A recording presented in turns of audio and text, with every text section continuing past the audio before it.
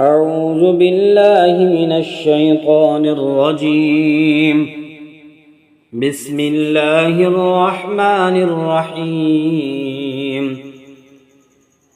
يسبح لله ما في السماوات وما في الأرض الملك القدوس العزيز الحكيم.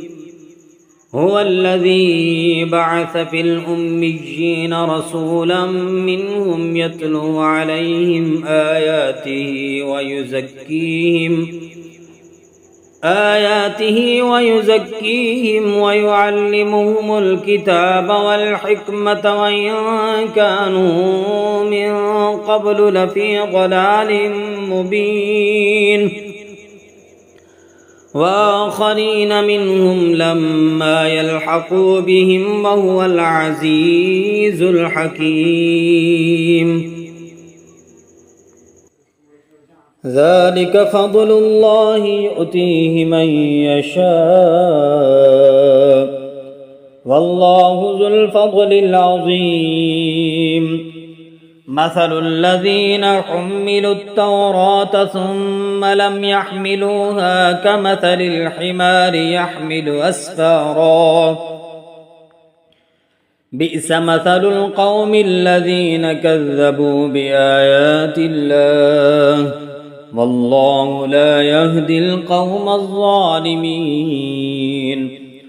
قل يا أيها الذين هادوا إن زعمتم أنكم أولياء لله من دون الناس فتمنوا الموت إن كنتم صادقين ولا يتمنونه أبدا بما قدمت أيديهم والله عليم بالظالمين. قل إن الموت الذي تفرون منه فإنه ملاقيكم ثم تردون إلى عالم الغيب والشهادة فينبئكم بما كنتم تعملون. يا أيها الذين آمنوا إذا نودي للصلاة من يوم الجمعة فاسعوا إلى ذكر الله وذروا البيع ذلكم خير لكم إن كنتم تعلمون. فإذا قضيت الصلاة فانتشروا في الأرض وابتغوا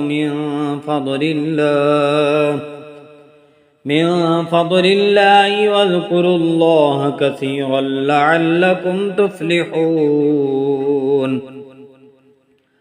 وإذا رأوا تجارة أو لهوا انفضوا إليها وتركوك قائما قل ما عند الله خير من اللهو ومن التجارة والله خير الرازقين.